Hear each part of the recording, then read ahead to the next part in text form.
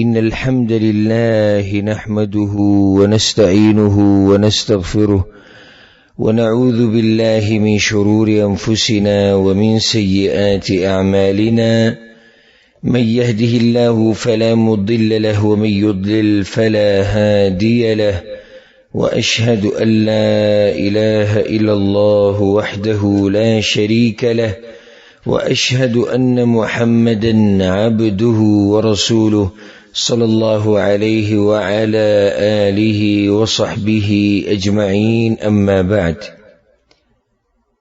در رمضان په دې مبارک میاشت کې منګه د دې علمی او ایمانی مجالس انعقاد کړو په دې نیت سره چې زمونږ ایمانونه پکې زیات شي، زمونږ علمونه پکې ډیر شي او د روجې د میاشت قیمتي شي او د روجې زمونږ په ښه طریقې سره تیری شي. په هغه سلسله کې نن زمونږ 12 نمبر مجلس دی چې په دې کې به موږ هماغه تیر شوي موضوع مخې ته بوزو. موضوع سوه د شیطان دشمنی زمونږ سره، دا عامه موضوع بیا به کې دنه نقاط راځي.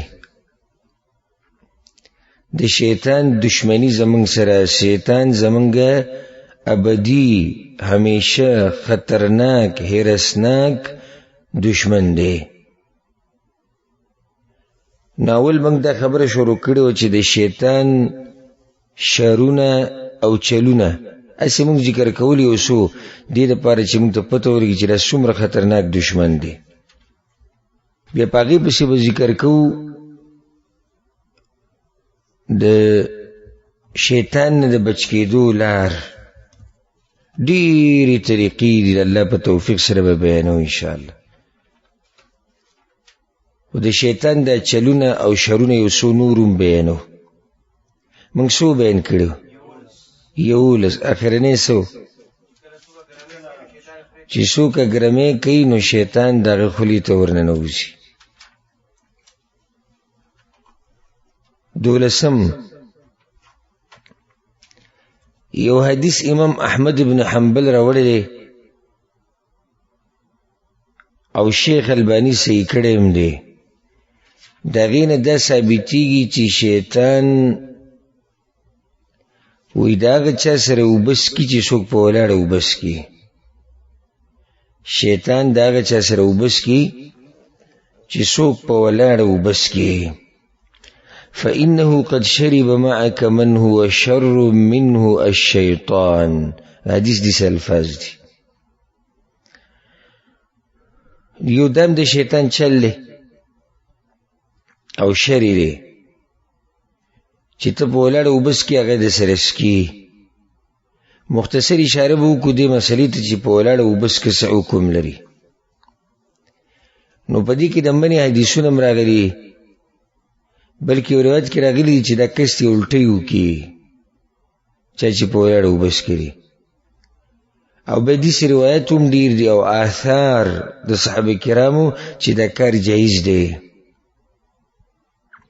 پیغمبر صلی الله علیه وسلم نه بخپله ثابت دي چې په ولاړه څکلي دي اوبه. علي بن ابي طالب رضی الله عنه، نور صحابه کرام. نو حدیثونه په دې طریقې سره راجمع کو چې اصل دا د سنت طریقه دا ده چې په ناسته اوبس که پکار دي او که ضرورتي یا د ناستې وخت نه یا ځای نه مناسب یا یو کار کې تعدي، هیڅ خبره نه ده، دغه ټیم کې په ولاړه اوبه څکې شي. خو سنت طریقه ده، سنت موږ وایو. او کله چې سنت ویلی شي نو په خپله پکې دا خبر راغله چې دا سنت څوک پرېږدي نو هغه څه ګناهګار نه دی. چې څوک سنت پرېږدي ګناهګار نه دی، ځکه چې هلته دو قسم حدیثونه دي. که د جواز د حدیثونه نه نو خبره بالکل واضحه ده چې به په ولاړه وبس کې په هر حال حرام دي. خو چون کې د جواز حدیثونه په کې مشتي نو مسله به دي شو چې په ناس ته وبس کې سنت دي او غوره طریقه ده. که چېرته ضرورت وي نو بیا په ولاړه وبس کې جایز دي. والله اعلم. دیارلسمه خبره د شیطان یو دی چلته ګوره او شرطه چې کله یو انسان اوده شي نو د شیطان داغه په دې سر باندې درې غوټې ولګوي. کله چې د انسان اوده شي نو شیطان داغه په سر باندې څو غوټې لګوي؟ درې. او دا غوټې ولې لګوي؟ چې دې عبادت طرفانه شي. بارک الله فیک. چې دې عبادت طرفانه شي د دې لپاره درې غوټې ولګي او په هره غوټه باندې چوف کوي، منتر پې وایي او بس چې به دا سړی پروت وي. حدیث کې راځي ابو هریره رضی الله عنه روایت دی، پیغمبر صلی الله علیه وسلم وی یعقد الشیطان على قافية رأس أحدكم إذا هو نام 3 عقد.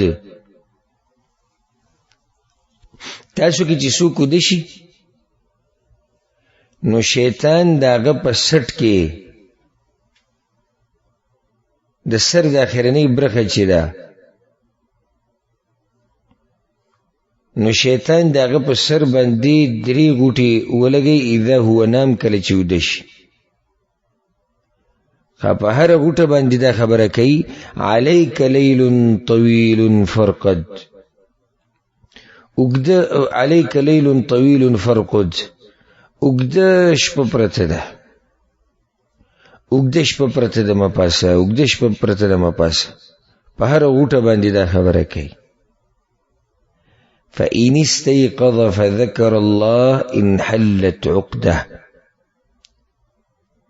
کدا سړی ویښ شي راپاسي او الله یاد کی انحلت عقده نو یو غوټه دې کولاو شي.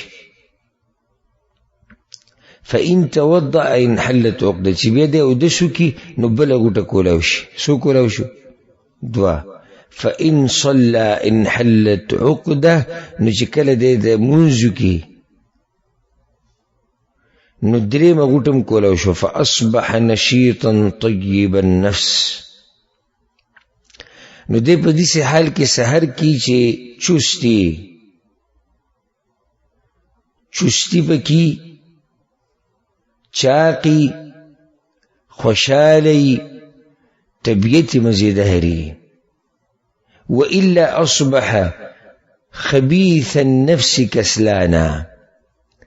او کچرته دی الله یاد نکی او دس ونکی منځ ونکی نو په دې حال کې سحر کې چې سستی پکې، ناراستی پی او خبیث النفس دا نفس بدبدی، زړه تنګي، سای ډوبېږي، طبیعت خرابي. چې کله دی هغه مونځ ونه کي، الله یاد نه کي او ذکر ونه کي. ولې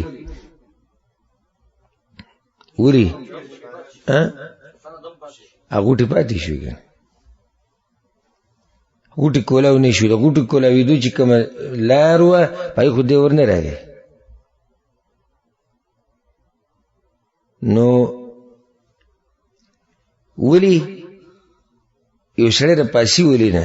اوس د بله مسله ته بیان کړم. دا کم سړی چې نه راپاسي، نه ذکر کوي، نه اودس کوي، نه منځه راپاسي، نو دی خو د شیطان دغه کم منتر چې پې هغه وایي، کومه خبره چې ورته کوي خو یې منلې ده چې اوږده شپه ده پرېوځه. خو یو بله وجه راته بیانه کړم. امام بخاري امام مسلم حدیث راوړی دی، عبدالله بن مسعود وایي ذکر عند النبي صلى الله عليه وسلم رجل نام ليلة حتى أصبح. پیغمبر صلی الله علیه وسلم وی وی د پیغمبر صلی الله علیه وسلم عفوا د پیغمبر صلی الله علیه وسلم په مخ کې د یو سړي تذکره وشو چې هغه ټوله شپه ودو تر دې چې سهار راپاسي. ټوله شپه ودو څه معنی؟ خوب کې تېره شو نو تهجد یې ونه کړو.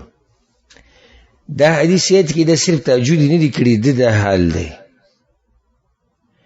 یعنی د پیغمبر صلی الله علیه وسلم په مخ کې دا نه دي. صحابه کرام خو ډېر تقوادارو، فرض منځونه خو کېږي، خو د یو سړي تذکره وشوه چې دې ټوله شپه ودی او سحر لره پاسي.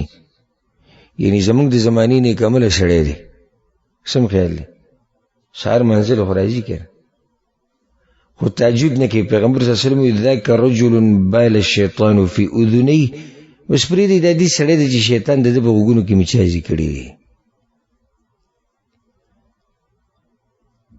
دومره دی د شیطان په دغه کې راغی ځکه چې په غوږونو کې ته مچاج وکړه به دی په ارام وده دی او دا غوږونه ولې یاد شو بل ځای ولې نه یادېدو په دې سره سړی راپاسي.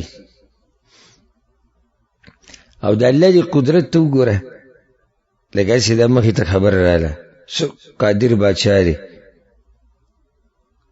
کله چې ته وده شي نو ستا دا سترګې بندې شي، که ستا خوا کې څوک څه کوي کیني پاسي ړقي هر څه چې کوي تا ته نه ښکاري، بلکې ته داسې شي لکه مړه. او ځکه دې ته ویل کېږي وړوکی مرګ. خوب وړوکی مرګ دی. او صرف د هر څه ګوره د اندامونه الله ستا بند کړي او د غوږ کار کوي. ته ودې او د غوږ کار کوي. که دې غوږ کار نه کولی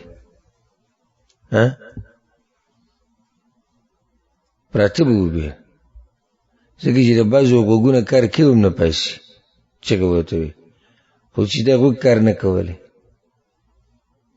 نو بیا به دې لازم مړه کولی او پوره کشتي به دې ورسره کولی نه به پاسېدو. داسې ګوره د الله قدرت ته چې ټول بدن داسې پروت دی چې لکه مړی او غوږونه ښه صحیح کار کوي.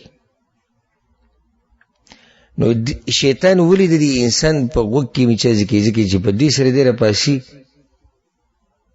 نو دا سړی چې یعنې ځان یې څومره سپک کو چې خپل غوږی ځای وګرځو د ګندګۍ د شیطان، خپل غوږی ځای وګرځو د ګندګۍ د شیطان. دا کم ملګري چې په منځونو کې کمزوري دي، د سحر په منځه کې او د تهجدو په منځه کې، دا ټولو غټه وجه د حدیثونو کې بیان شوي. شیطان ورته اوږده شپه ده اوږده شپه ده او داسې خبیث دشمن دی زموږ د شیطان که نه. لکه اوس ته کار لره پاسې سهار 4 بجې ستا ډیوټي ده. 4 څومره وختي دی؟ د 4 نه وختي به کوم ځي په توره تیارې ځي په 3 بجې ستا ډیوټي ده. په دې 3 بجې چې ته پاسې شیطان تا ته دا نه وایي چې اوږده شپه ده. لکه دغه ټیم کې دا خبرې نه کوي چې زه اوږده شپه ده او پرېوځو. نه نه نه، ګاډی په ده پسې راځي، کوم ګاډی چې دی کار له بوځي یا د ده کار شروع کېږي په 3:30 بجې، په 3:30 بجې ورته غواړي دی ورته په 3 باندې تیار ناستي. نو دومره زمونږ د دشمن ته وګوره دومره هوښیار دی.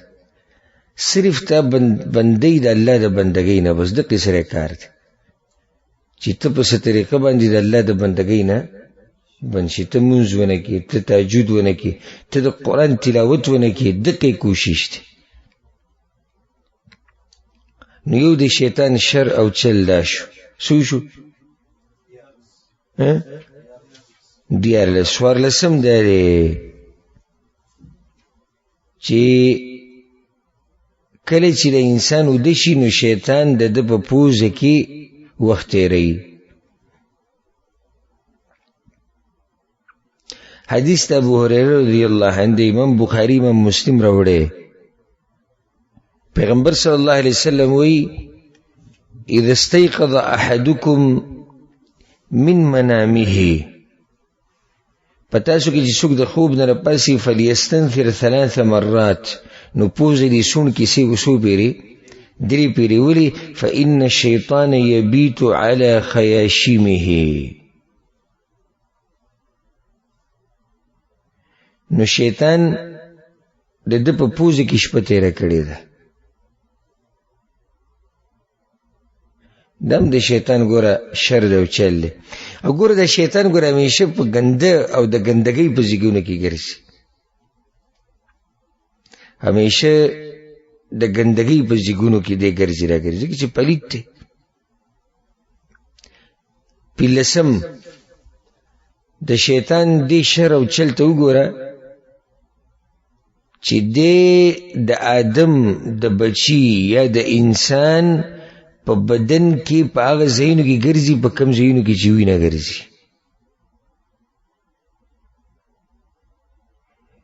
او دغه چند د وینې په شان ګرځي په دې بدن کې. نو ګوره دې کو زموږ لپاره فایده څه ده؟ څنګه چې دا وینه ستا د بدن نه جدا کېږي جدا کېږي څوک داسې شته چې دا وینه د خپل بدن نه ټوله وباسي او د دې ژوند دی نه جدا کېږي نو دغه شان دا شیطان هم ستا نه جدا کېږي. شیطان هر وخت تا سره دی هر وخت د شیطان دا کوشش دی چې زه دې ګمراه کړم. حدیث امام بخاری امام مسلم راوړی دی ان الشیطان یجری من ابن آدم مجرى الدم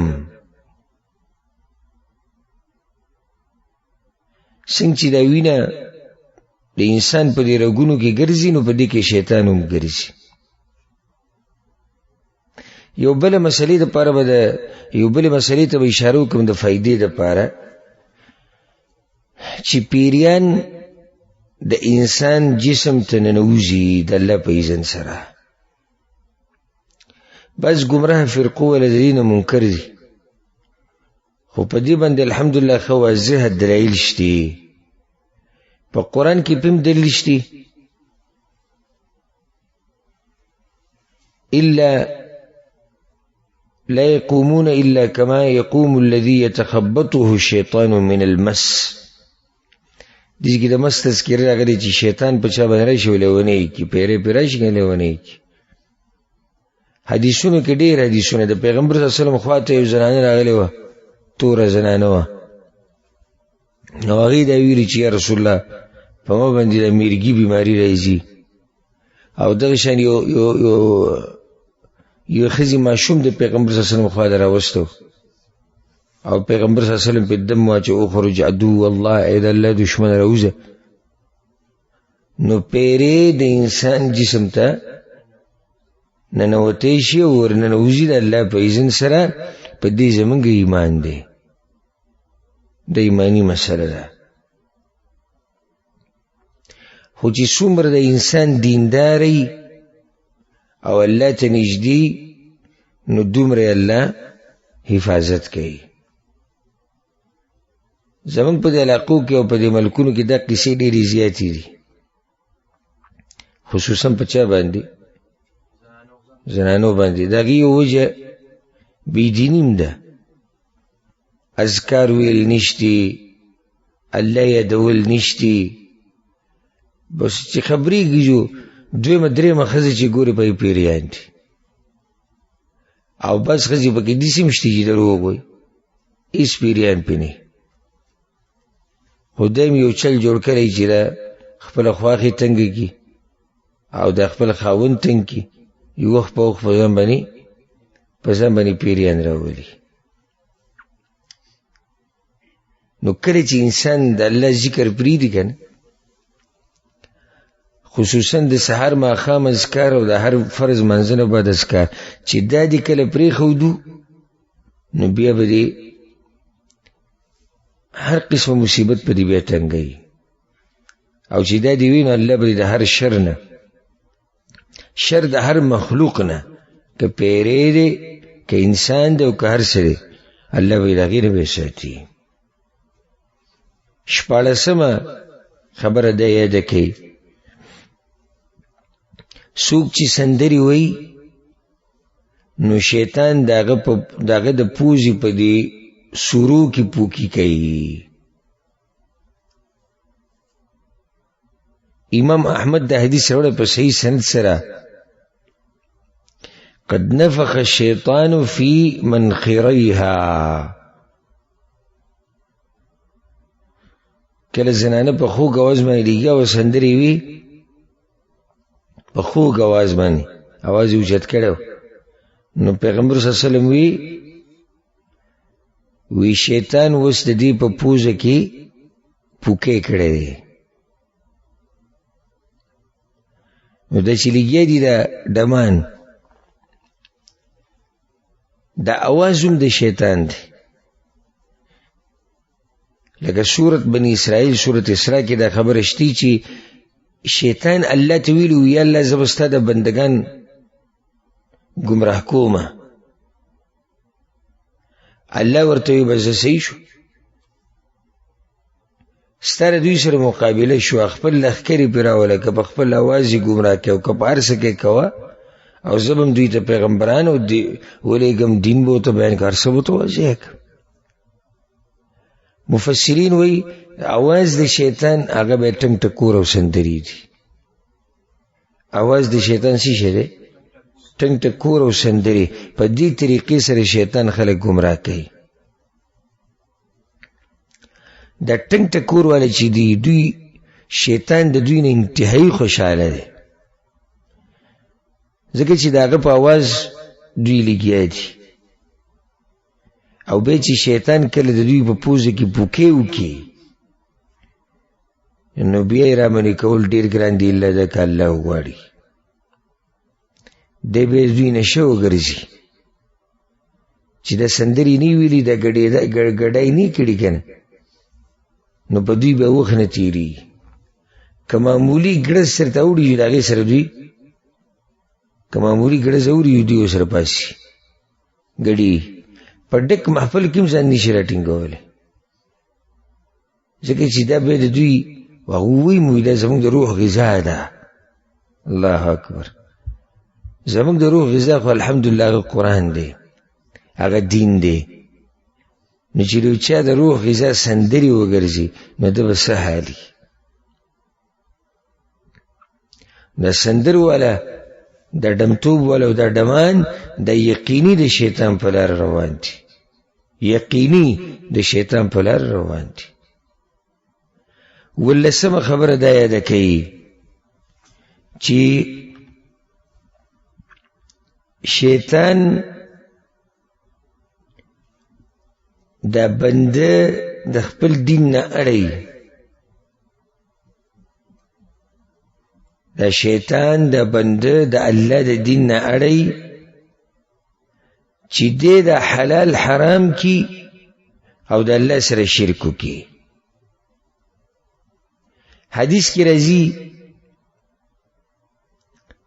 امام مسلم راوړی پیغمبر صلی اللہ علیہ وسلم دا اللہ نے دا خبر بیانی انی خلقت عبادی حنفاء کلهم اللہ وی ما دا خپل بندگان ټول په فطرت توحید بانی پیدا کړی دي دا ټول بندگان زما حنفاء د شرک نمایلو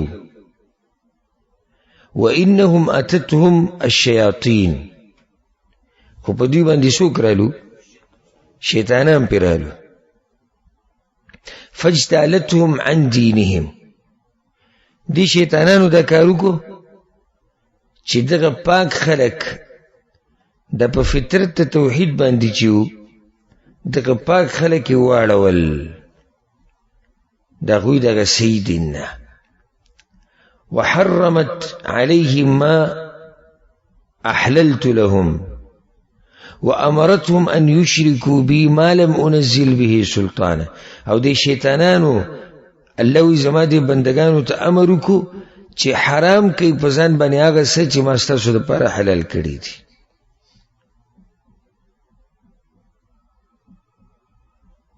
اللہ وی شیطانان زما دی بندگانو تا وی امر وته کوي چې حلال کوي حرام وګڼي په ځان باندې هغه څه چې الله حلال کړي دي. او دې شیطانان وته امر وکړي زما دې بندگانو ته الله وي چې تاسو شرک کوئ د الله سره. هغه شرک الله وی چې باقي څه دلیل نه نازل شوی. نو شرک خو انتهایی د شیطان خوښته ولی دین اخو بل ګناه نشته.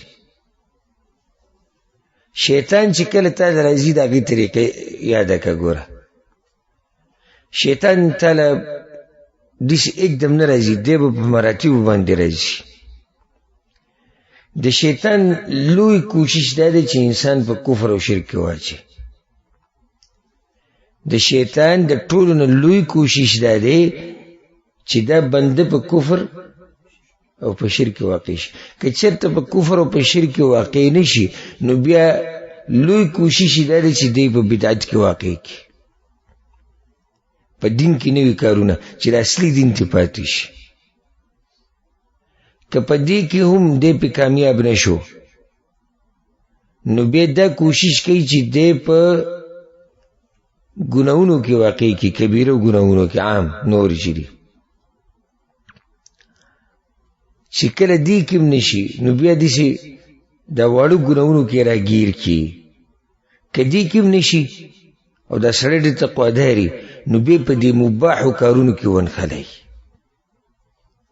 هغه کارونه چې نه پکې ثواب شته او نه پکې ګناه شته نو ونښلی مړه مباح دي، مړه جایز خو دي که نه، نو په هغې کې دومره ونښلی چې عبادت دې پاتې شي نو اجر دې پاتې شي. نو شیطان خو ډېر هیرسناک دی، ته پته چې دا بنده اوس په دې طریقې نشم راګیرولی چې په یو ګناه کې واقع شي، خو راشه په دې طریقې راګیر کړه چې ثواب ونه ګټي. راشه په دې طریقې راګیر کړه چې ثواب ونه ګټي. بیا ستا زړه کې به وسوسې پیدا کوي. دم د شیطان یو طریقې د پرون پې ما خبره وکړه، هغې له بیا نه ځم. پرون کابره زمونږ دا خبره وکړه. نو ځان هوښیار ساتئ، ځکه چې دشمن زمونږ څه دی هغه هوښیار دی. زمونږ دشمن ګوره کم عقل نه دی، دشمن زمونږ هغه هوښیار دی. اخرنی خبره به ذکر کو د شیطان چل. هغه دا چې شیطان دا کوشش کوي چې دا بنده دی وړو ګناهونو ته په سپک نظر وګوري. حدیث کې راځي، امام احمد راوړی دی، ولكن قد رضي منكم بما تحقرون. شیطان په دې سخت خوشحالیږي چې دا بندگان د الله دی وړو ګناهونو ته په سپک نظر وګوري او دی ګناهونو ته په سپک نظر وګوري. ولې؟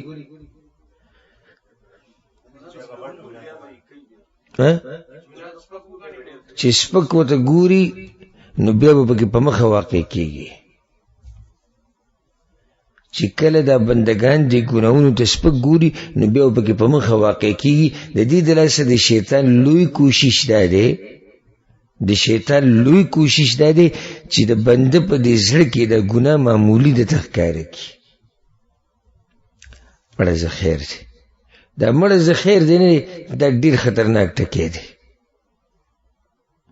مړه زه خیر دی، اوس د الله په نافرماني کې خیري، په ګناه کې خیر د کوم ځای نه راغی چې مړه زه خیر دی. نو دا اتلس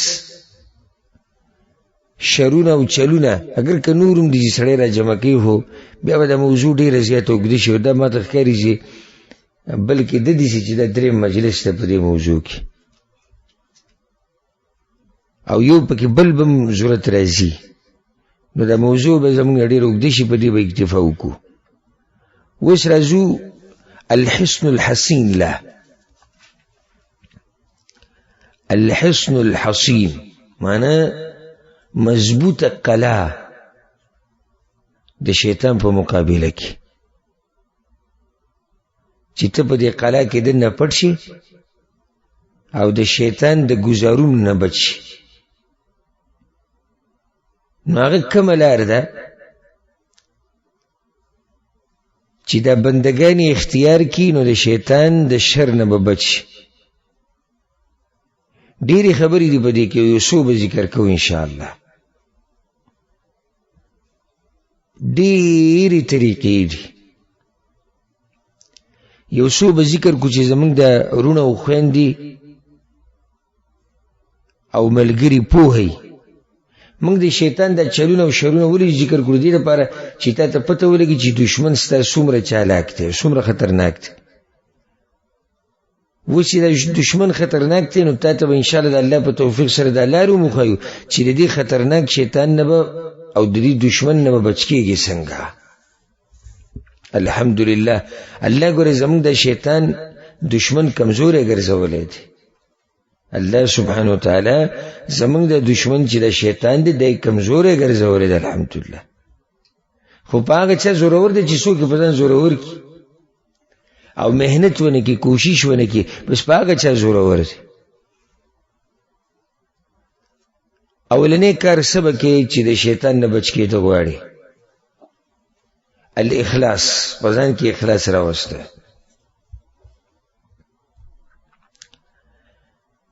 ابلیس تم پته ده چې د اهل اخلاص نشي دوکه کولی، نو الله ته ویلو فبعزتك لأغوینهم اجمعین الا عبادك منهم المخلصین. اے الله زه ستا په عزت باندې قسم خورم چې زه به ستا د ټول بندگان ګمراه کومه سوای د کومې ونه چې هغه چاڼ شوي دي، مخلص دي، هغوی کې اخلاص دی. ذکر علماء وی الاخلاص هو سبیل الخلاص من الشیطان. اخلاص په ځان کې راوسته د شیطان نه د خلاصېدو لار ده. او اخلاص والا څوک دي؟ هغه چې د هغوی ټول عملونه د چا دپاره دي؟ د الله دپاره. ویناګانې د الله دپاره، ورکړه د الله دپاره کوي، منع کول د الله دپاره کوي، محبت د الله دپاره کوي، دشمنی د الله دپاره کوي. امام ابو داود حدیث راوړی دی کنه، من احب لله وابغض لله واعطى لله ومنع لله. چا چې د الله دپاره محبت وکړو، د الله دپاره بغض وکړو، د الله دپاره ورکړه، د الله دپاره منع کړه، فقد استکمل الایمان، ایمان یې پوره شو. ځکه العلامه الشیخ السعدي رحمه الله هغه شاعری کی ویلی دو سمه زیداره شاعری کړی ده، وی عزف القلوب عن الشواغل كلها قد فرغوها من سوى الرحمن. وی زړونه ټول خپل زړونه نیکان خلک یادي، وی نیکانو خلکو د خپل زړونه اړولی دي د هر مشغولتیا نه، د هر کار نه، یعنی توجه صرف د الله طرف ته ده، د دین طرف ته ده، نور چې څه د هغې نه زړه اړولی دی. قد فرغوها من سوى الرحمن، د زړونه فارغه کړي دي سوای د رحمان سره د محبت نه. یعنی په زړونو کې څه پراته دي؟ د الله سره مینه پرته ده. حرکاتهم دې دپاره مې ووی دا شعر، حرکاتهم وهمومهم وعزومهم لله لا للخلق والشیطان. دغوی حرکات ناسته پاسته، دغوی ارادی، دغوی سوچ فکر سچی لله ټول د الله دپاره دي، لا للخلق د مخلوق دپاره پکې زرم نشتی، والشیطان او نه د شیطان دپاره کوي. نو معنی دا شوه چې اخلاص ولا ظاهرا او باطنا چې څه کوي د چا دپاره کوي؟ د الله دپاره کوي. نه د ریاکارۍ په نیت کوي، نه چاته د اورولو په نیت کوي، نه دې دپاره کوي چې څوک د دوی شکریه ادا کړي، او نه د دنیا دپاره کوي. چې څه کوي د الله دپاره کوي. نو چې څوک هم مخلصي اخلاص پکې رب العالمین د شیطان نه ساتي. د یو کار شو. دویم د قرآن تلاوت ډیر کول. د قرآن تلاوت ډیر کول. څوک چې د قرآن تلاوتونه ډیر کوي د شیطان نه بچ ساتلی کېږي د الله په اذن سره. که ته دا وایې که نه چېرې زموږ د دشمن خو ډېر هرسناک دی، ده نه بچ کېده څنګه دي؟ نو یو خو اخلاص او دویم د قرآن تلاوت ډېر کوو د شیطان نه به بچ. په دې باندې دلیل له امام ابو داود یو حدیث راوړی. ابو قتاده وایي چې ان النبي صلی الله علیه وسلم خرج لیله، پیغمبر صلی الله علیه وسلم یو شپه د کور نه ووتو، فاذا هو بابي بکر یصلي، د ابو بکر صدیق په کوټه باندې تیر شو، هغه مونځ کو، تهجد کول. یخفض صوته، خو د ابو بکر صدیق د اواز سو ډېر کم کړو. ومر بعمر بن الخطاب، فعمر باندې تیر شو وهو يصلي رافعا صوته، عمر اواز ډېر تیز کړو. فلما اجتمعا عند النبي صلى الله عليه وسلم، دوانه چې کله د پیغمبر صلی الله علیه وسلم خوا درالو، پیغمبر صلی الله علیه وسلم ته یا ابا بکر، اے ابو بکر، مررت بك وان تصلي، زپرون پتا باندې تیر شوم ته مونږ کو، تخفض صوتك، اواز ډېر کم کړو. هغه یا رسول الله اسمعت من ناجيت، یا رسول الله. الله اکبر. وی د الله پیغمبر هغه چا ته چې مې اورولو یو هغه واورېده. څوک؟ الله. د مؤمن سوچ دی هغه چا ته چې مې اورولو هغه واورېده. دغه شان چې هر کار ته کوې که نه، وی هغه چا داسې و هغه چا دپاره چې مې کول هغه ولیده. که اوس ته یو کس د پیسې ورکې، صدقه ورکې، زکات ورکې، نو دا شیطان به هم تا ته دا وایي، او کوم چې انسي شیطانان دي دوی به هم تا ته دا وایي. مړه مخامخ یې ورکه او چې خلک یې ویني او شکریا به دې ادا کړي او دا به ووایي او دغه به ووایي، زړه کې به دې وسوسې راځي. ته دقه ورته ووایه هغه چا دپاره چې ورکوم هغه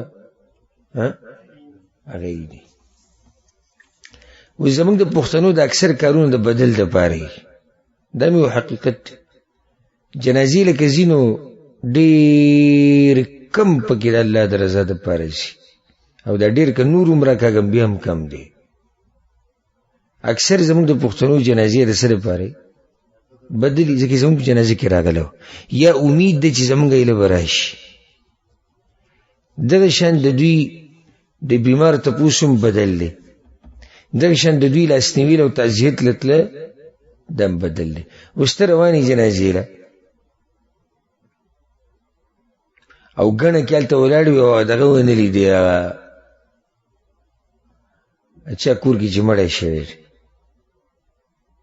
څه فرق کوي؟ ولې فرق نه کوي؟ اچھا دپاره چې کوه خو ولیدې که زمونږ هغه بیا په تعزیت کې او لاسنیوي کې ورته وروایي ډېره ګڼه وه.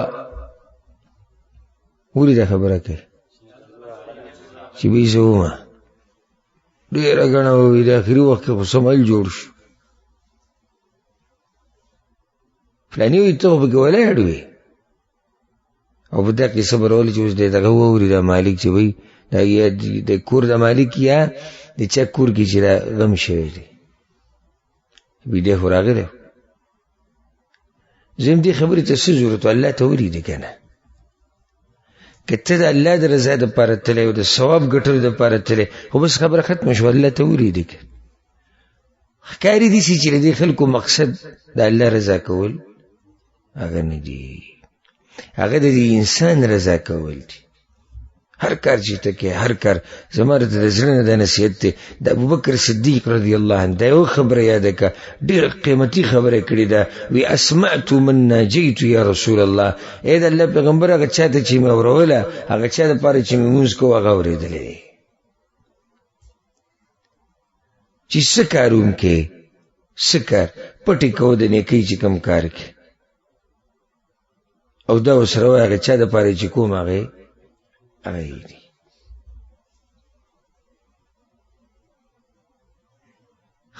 بیا عمر ته وی مررت بک وانت تصلي رافعا صوتك، عمر ستا اواز ډېر اوچتو، یعنې ابوبکر هغه اواز ډېر کم و او ستا هغه ډېر اوچتو.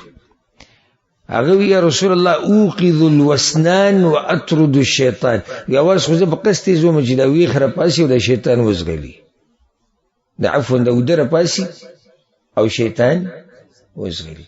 یا رسول الله دا خو زه دې دپاره کومه چې شیطان وزغلومه او د اوده چې کوم پراته دي چې تهجد د نه راپاسي چې دوی راویښ شي. دې کې زموږ دلیل څه و؟ عمر بن خطاب وی شیطان په څه تختومه؟ په دې تلاوت د قرآن سره دې ځلې دې ځینې تختوم د دې ځینې زغلومه. نو څومره چې ته قرآن وې شیطان به تانه لري، څومره چې د قرآن تلاوت کې. پیغمبر صلی الله علیه وسلم بیا هغه حدیث داسې دی وی یا ابا بکر ارفع من صوتك شیئا، او عمر ته وی عمره وقال لعمر اخفض من صوتك شيئا، ابو بکر ته لږ اوچت کا دا आवाज دی، عمر ته لږ आवाज لږ کم کا. مقصدی خبره دی حدیث کې زمونږ هم دغه وه چې څومره ستا د قرآن سره تعلقي دومره به د شیطان د چالونو نه او د چال نه او د جال نه د دې نه به بچي. او چې د قرآن نه لرې کېدې نو شیطان ته لار کولاویږي، شیطان ته به لار اسانیږي، هغه د باندې بیا ښه په اساني سره حمله کولی شي. اهل القرآن قرآن والا چې څوک دي شیطان په هغوی زورور نه دی. وجه دا چې د هغوی رابطه د الله سره مضبوطه ده. نو چې د الله سره رابطه مضبوطه ده په دې طریقې یا په دې طریقه چې د الله کلام ډېر وایي یا دی تفسیر وی ترجمه ټول خبره به کې نه راځي. په دې طریقې سره د هغوی د قرآن سره د رابطه ده، نو د رابطه په حقیقت کې د الله سره ده. نو چې د الله سره د رابطه مضبوطه شوه شیطان په تا نشي زورور کېدی. څو کارونه شو؟ دوه. دریم د سورة البقره تلاوت ډېر کول، د شیطان نه د بچ کېدو دپاره. دریم کار دا کوه چې د سورې بقرې تلاوت ډېر کوه. حدیث کې راځي امام مسلم راوړی دی، پیغمبر صلی الله علیه وسلم وی لا تجعلوا بیوتکم مقابر، د خپلو کورونو نه مقبرې مه جوړوئ. څه معنی؟ تاسو کور کې تلاوت کوئ، یعنی اسی دا حدیث دی ښکلي یو مسلې دپاره دلیل دی. مقبرو کې تلاوتونه نشته. او دغه شان یو حدیث کې دا هم راځي چې د کورونو نه مقبرې مه جوړوئ، د نفلي مونځ کور کې کوئ. یعنې مقبره د مونځونو ځای هم نه دی سوای د جنازې د مانځه نه. دوه مسلې خو واضحې دي. مقبره د تلاوتونو ځای نه دی، مقبره د مونځونو ځای نه دی. هر قسمه تلاوت د قبر سره دا ناروا دی او دا بدعت. او دا د مذهبونو چغې چې وایي دي زمونږ مذهب جدا دی او ستاسو جدا دی، او بیا ولاړي د مړي سر ته د سورې بقرې اولني ایتونه وایي او خپو ته اخرني ایتونه وایي، او سحر له رواني چې مړی کم شپې له وجي سحر له بیا رواني مقبرې ته سورت یاسین وایي، او بیا اومه ده جي او بیا څلوېښتمه ده او بیا دولسمه ده او ختمونه دي. امام ابو حنیفه رحمه الله وی دا ټول کارونه چې د حرام دي او ناروا دي. او دې کې څوک مني د امام صاحب؟ ولی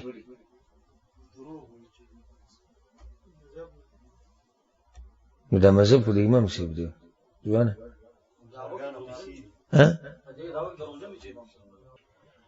اما په دیزی کې د امام صاحب او د مذهب ولی نه مني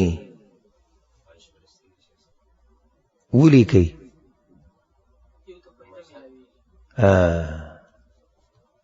په دې کې خېټه ساتل کی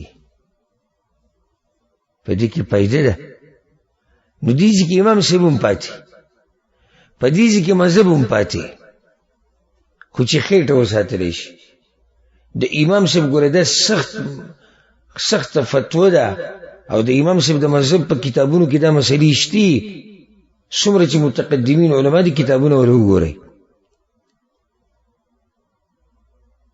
هغه زاړه احناف هغه ټول په نيز دي چې مقبره کې تلاوت کول دا مکروه تحریمی دی وای نشته او دا ځوان وروره کله قبر سر ته ودرېږي او کله خپو ته ودرېږي کله ولا ختمونه کوي خلکو له صرف دې دپاره چې خېټه وساتي او دا بین پې داسې لګي د دې دیګونو ده او د دې پروګرامونو ده یو ملا دی ډیګی نن سبا څه وایي پېژنئ به تاسو هغه وایي په والله وایي که دا خیراتونه څوک به موږ بند کړي وایي دغه شی نه ویلي موږ وایي هر څه پرېښودو ته په تیار یو خو خیراتونه دله وایي موږ نه پرېږدو په دې خو زموږ کار روان دی ښه صفایي ویلي نو چې دا خیراتونه یو دا غوړي وریجي او دا دیګونه یو دا مزیداره خوشبو ترې راځي نو مولا صاحب لیونی دی چې تا ته ووایي چې دا کار بدعت دی چې بدعت ورته وایي ته بیا راولي ته بیا نه راولي که او سبحان الله د بدعت ما تاسو سره اکثر مخکې وایي که ډېره ښکلې موضوع موږ شروع کړې ده که څوک پکې موږ سره یعنې دا زړی ژوند دی که نه زما په دې خبرو کې سوچ وکړي دا ټولې چې کوم په دې موضوع کې راغستې دي نو ډېرې قیمتي خبرې دي ما اوس لږ ساعت مخکې تاسو ته وایي چې شیطان یو کوشش دا کوي چې سړی په بدعاتو کې واقع کړي په دې بدعاتو کې به ته خرچه ډېره کې او په صحیح کارونو کې به یې نه کې ولې دلته د شیطان زور ډېرې لکه اوس دا سړی دا مولیانې چې را جمع کړي دي د یو خپلوان د مرګ نه بعد او دیګې باندې کړي د هغوی له سپارې ورکړي دي او جوی زموږ په مړي پسې ختم وکوي دی ښه په خوشحالي دوه درې دیګه ولم ورکوي او کېدای شي د مولیانو له څه خرچه هغه هم ورکړي خو بیا ته درته داسې ووایه وایي دلته جومات ته لږ ضرورت دی ورته قالینونه ول اخېسته غواړي وا به نه لیوله زه مړه موږ ځانله غریبانه او بیا پسې ورشه داسې بدعت او ناروا کار ورته ووایه دومره خرچه پې دله کوي چې ته پوه شې مه کوه حیران به شي ورته ته اوس هم اوس ما بلوز دې ملګرو ته دا ووایي ما اهل بدع چې په خپلو پروګرامونو باندې څومره خرچې کوي دومره دا نشي کولی دا کم چې په حقه دي په هغوی د شیطان زور ډېر دی چې ویې کوي او په دوی د شیطان زور ډېر دی بندی یې هر طرف ته زور دی په هغوی زور دی ویې کا دوی ته مه کوه لکه هلته ولې ویې که بدعت دی هلته مه کوه ځکه چې کار دی برابر دی نو زموږ د ملګرو دا جوماتونه چې ویني مدرسې ویني غریبانان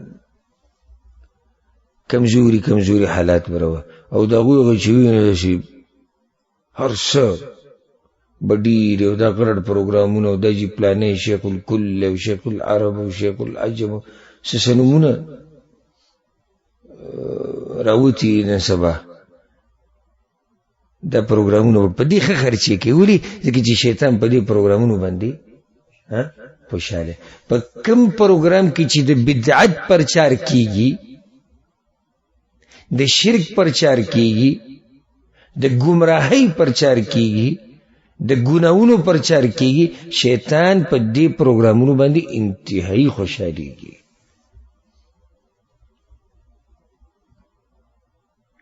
خبره شروع د سنه شوخ لګه وګد شو نصیحتو چې کومولا سبتا ته دوی چې او مذهب کې د دې چې مقبره کې قران ویل نشتی نو به ته پرې دی ته کوم بیان پرې. سوال زما دغه مولیان نه داري چې اوس د امام صاحب مذهب څه شو؟ اوس د امام صاحب مذهب چیرته؟ نو بیا دوی وی په مذهب کې هډیر اقوال دي او مفتي به په کم باندې چې فتوا ده نو هغه د بل دی چې جایز دي. بیا به دا خبره شروع کی. دغه شان د امام صاحب پنځ زه راجح قول نه ذکر کوم چې راجح ته او کمزور دغه موضوع او زمونږ نه ده، خو د اصل خبره ذکر کوم. د امام صاحب پنځ دی چې په امامتۍ باندې پیسې اغسته بالکل ناروا دي. زمونږ دی که نه دی؟ په دې سیټینګ کې د امام صاحب ویري نو ښکاره دا شوه چې اصل کې تابعداري د خواهشات روانه ده بس. والله په کوم ځای کې چې امام صاحب سره ټکراو راشي که نه د دوی خواهشات او د امام صاحب خبره جوړه ته امام صاحب هم پرېږدي. امام طحاوي رحمه الله دا حنفي دی خو ډېر تکړه عالم تېر شوی دی، ډېر ښکلي کتابونه لیکلي. العقیدة الطحاویه د مشهور کتاب دی. نو ما دیو عالم سره باس راغی د عقیدې په مسله کې، نو ما دا خو امام طحاوي ذکر کړی وی طحاوي مړه چا حنفي راوستی دی؟ نو هغه امام د حنفیت نه وی وستوري ځکه چې د هغه خبرې د خواهشاتو خلاف. دغه شماته په خپل یو مولا ویلي په دې احنافو کې دیوبندیانو کې عالم تیر شوی دی شیخ عبدالحی لکنوی رحمه الله. هغه مذهبي مولا و خو لکه داسې متعصبه نه و، ډېرو مسلو کې هغه حق خبره کړې ده او ډېر تکړه عالم و، ډېر ښایسته کتابونه یې لیکلي. موږ سره بعض کتابونه شته ډېر ښایسته کتابونه یې لیکلي دي، ډېر د عدل او د انصاف خبرې کړي دي. دا وی په دې مسله کې موږ سره دلیل نشته، اسې دا خلک لګیا دي. په دې مسله کې چې کوم دلایل موږ سره دي هغه ټول کمزوري دي. په دې مسله کې چې کوم دلایل دي هغه ټول کمزوري دي. په دې مسله کې زموږ د خبره د انتهایی کمزور او دا قسمه خبرې هغه کوي. نو ما دې مولا سره باسو نو ما ورته مې په دې کې خو شیخ عبدالحی لکنوي دا خبره کړې وی د عبدالحی لکنوي څه مذهب نه دی معلوم. دا هغه خبره یې ما ته مه کوه. عبدالحی لکنوي وي ځان له ګډوډو. وګوره حق چې څوک هم بیانوي دوی له منډه د مذهب نه وباسي، بیا وله خبره نه مني او چې هسې کښېني صفتونه به وله کوي. وی زمونږ امام صاحب د ټولو نه غوره امام دی، وی که نه وی؟ امام ابو حنیفه وی په ټولو کې څه دی؟ غوره امام دی. وی دا ته چې دا صفتونه کې سوال دا دی امام صاحب چې ته د قبر او د دنګولو د پخولو په قبر باندې د لیکلو په قبر باندې د تلاوت کولو حکم چې ته کړی دی؟ نه او نه څوک ثابتولی شي. نو ته ولیکې وی دا ته چې د کوم امام صفت کې دا امام چې ته درګاه او دربار او دا قصې د دې باره کې څه ویلي دي یا دې له تللی دی یا یې کړي دي؟ نه. نو ته ولیکې. بریلیانو موږ د امام صاحب په مذهب یو، بریلیانو احناف د ځان منسوب کوي. اوس دا بریلیان چې څه کوي دا به امام صاحب کړي؟ نه، په دې کې امام صاحب نه مني. په دې کې به څوک مني؟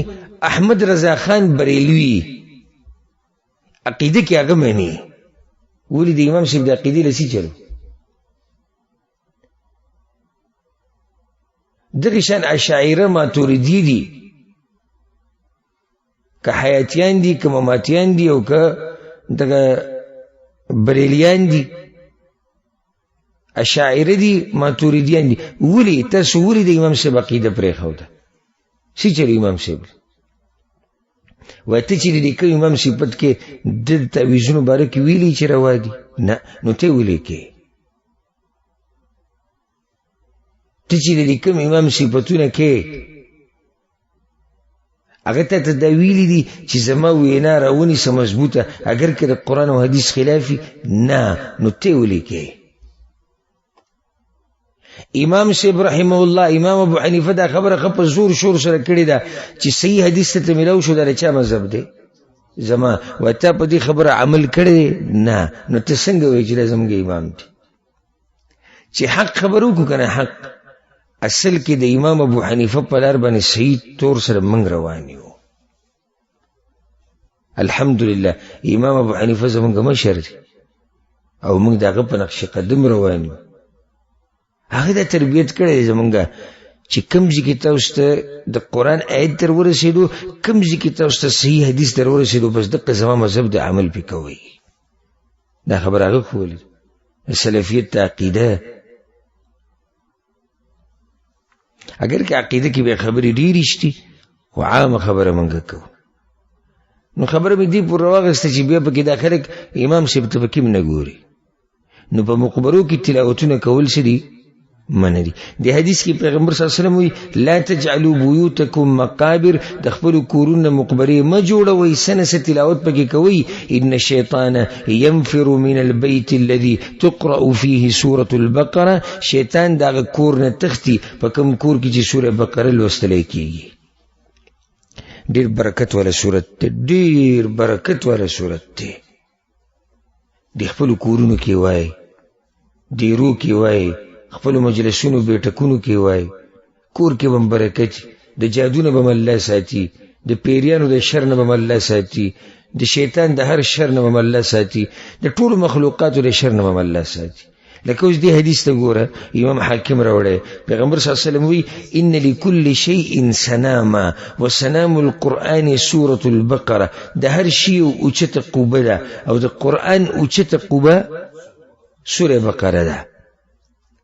دې لپاره مې حدیث وی وان الشیطان اذا سمع سورة البقره تقرأ خرج من البيت الذي يقرأ فيه سورة البقره. شیطان چې کله په یو کور کې سوره بقره ووري دغه کور نه تختی. نو سوره بقره وایي. یو سړی دا وایي چې روزانه د دې ختمول خو ګران دي، دا خو تقریبا 2.5 سپارې ده. نه ختموي به روزانه، څوک یې ختمولی شي خو ډېره ښه ده. څوک د قرآن قاري دی، زباني ورته یاده ده، د هغې دپاره خو ډېره ښه ده. خو که څوک یې ختمولی نه شي نو لږه لږه یې وایه په ترتیب، او چې ختمه شي سوره بقره ختمه شي بیا یې شروع کړه. ختمه شوه سوره بقره ختمه شي بیا یې شروع کړه او بیا یې شروع کړه او بیا یې شروع په مخه، چې کور کې په مخه ویلې کېږي. خپلو وړو ته ووایي، خپلو ښځو او بیبیانو ته ووایي، مشرانو او کشرانو ته ووایي چې کور کې د سوره بقرې سنه صحیح څه همیشه لوستلی کېږي. څلورم کار به دا کې چې آیت الکرسي به ډېره وي. د شیطان نه که بچ کېده غواړې نه، څلورم کار به دا کې چې آیت الکرسي به ډېره به وي. په صحیح بخاري کې دا روایت شتی چې څوک د شپې سملی او آیت الکرسي وي لن یزال علیه من الله حافظ، نو د الله د طرف نه په ده باندې چوکیدار مقرر شي او شیطان به ده ته نه رانږدې کېږي تر دې چې دی سحر کېږي. یو روایت کې داسې راځي، امام نسائی راوړی دی په عمل الیوم واللیله کې، پای کې خو داسې دي چې من قرأ آیت الکرسی حین یصبح، سحر چې څوک آیت الکرسی وایي سحر، اجیر من الجن الى ان یمسی، الله به د پیریانو د شیطان د شر نه ساتي د ماښامه پورې. ومن قرأها حين يمسي، او څوک چې ماښام آیت الکرسی وایي اجیر من الجن الى ان یصبح، نو الله به د پیریانو د شر نه ساتي د کوم وخت پورې؟ سحر کولو پورې. آیت الکرسی دنه پاتې نشي. د شپې چې وده کېږي زینه وایت کا، د شپې چې وده کېږي آیت الکرسی به، د سحر په اذکارو کې آیت الکرسی، د ماښام په اذکارو کې آیت الکرسی، او د هر منځنه د هر فرض منځنه بعد آیت الکرسی. ډیر عظیم آیت دی چې څوک ووایي نو الله یې په خپل حفاظت کې والي او شیطان بیا د ته نشي ویلی. پنځم کار به دا کې اخرنی 2 آیتونه د سورې بقرې ډیر وایه. اخرنی 2 آیتونه د سورې بقرې دا ډیر وایه. اخرنی 2 آیتونه کوم ځای شروع کی؟ آمن الرسول. دا به ډیر وایه. نعمان بن بشیر رضی اللہ عنہ روایت ته امام ترمذی راوړی دی، ان الله كتب كتابا قبل ان يخلق السماوات والارض ب2000 عام. الله یو کتاب لیکلی دی، ځمکه او د اسمانونو د پیدایش نه مخکې لیکلی. انزل منه آیتین ختم بهما سورة البقره، او دا غین 2 آیتونه نازل کړي دي چې سورة بقره په ختمه کړي ده. د کتاب نه 2 آیتونه نازل کړي دي چې کوم سورة په ختم کړي؟ سورة بقره. ولا يقرآن في دار 3 ليال فيقربها شيطان. په کوم کور کې چې دغه 2 آیتونه لوستل کېږي شیطان نه رانږدې کېږي. په کوم کور کې چې د سورۃ بقره اخرنی 2 آیتونه لوستل کېږي هغه کور ته شیطان نه رانږدې کېږي. نو دا 2 آیتونه ډېر وایي. شپږم کار المعوذتان. د دې عجیبه اثر دی. الله اکبر. اخرنی 2 سورتونه نه دي، قل اعوذ برب الفلق، قل اعوذ برب الناس. د دې ناشنا اثر دی.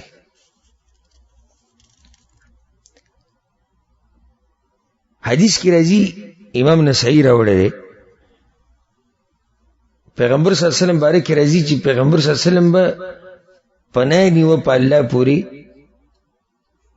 د پیریانو د شر نه، د انسانانو د نظر نه، حتی نزلت المعوذتان، تر دې چې 2 سورتونه نازل شو.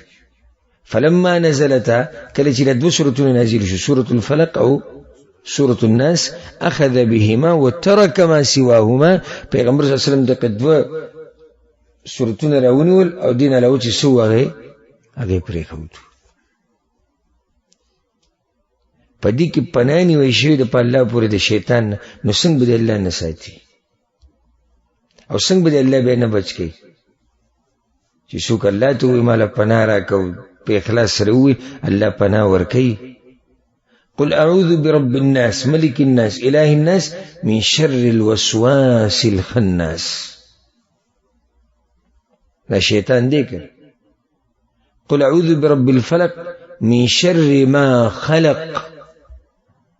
یا الله د شر د هغه چا نه مې بچ کا چې تا پیدا کړی و. شیطان والله پیدا کړی که د الله مخلوق نه دی، د الله مخلوق دی. نو دا 2 سورتونه مه پرېږدئ، ډېرې وایي. د سهار په اذکارو کې خو راځي، د ماښام په اذکارو کې هم راځي، او د فرض منځونو نه بعد هم راځي. د شپې به پیغمبر صلی الله علیه وسلم وي او بیا به په لاس کې چوف کول او بیا به لاسونه په ټول بدن باندې راښکودو. دا د پیغمبر صلی الله علیه وسلم طریقه وه. د دین علاوه هم په مخه وایي. د خپل بچی په دموي. پیغمبر صلی الله علیه وسلم به خپل بچی حسن او حسین چې دغه نوسی او نوسیم بچی دا به دمول. تاسو خپل بچی دموي نو په دم کې په 10 سورتونه مو وایي. ډېر فایدهمند سورتونه دي، ځکه چې دې کې پناه غوښتې شوې ده د الله نه، چې یا الله ماله پناه راکړه، تا پورې پناه نیسمه د شیطان د هر شر نه، الله به دې بچ کړي. الله به د شیطان نه په حفاظت کی د سوشو شپږ. نن په دې شپږ باندې اکتفا وکړو. ها سراج صاحب شپږ کم دي؟ اخلاص، دویم تلاوت القرآن، دغه شان د سورة بقره تلاوت، څلورم آیت الکرسی په خپلو ځایونو کې لوستل، کوم ځایونه چې شریعت کې راغلي دي او عام هم لوستل. پنځم د سورة بقره آخرنی آیتونه لوستل، او شپږم کار المعوذتان. المعوذتان ډېر ویل، دا دو سورتونه سورة فلق او سورة ناس، د دې تلاوت ډېر کول. د شپږ کار شو. باقی به ان شاء الله سبا ذکر کو د شیطان نه د بچ کېدو لپاره کوم کارونه پکار دي، پای کې موږ نن شپږ ذکر کړو، نور به سبا ذکر کو. الله سبحانه وتعالی دې موږ د شیطان د هر شر نه په امن او امان کې ساتي، او الله سبحانه وتعالی موږ له توفیق راکړي هغه سره د مقابله کولو. هذا والله اعلم، وصلى الله وسلم على نبينا محمد وعلى آله وصحبه أجمعين.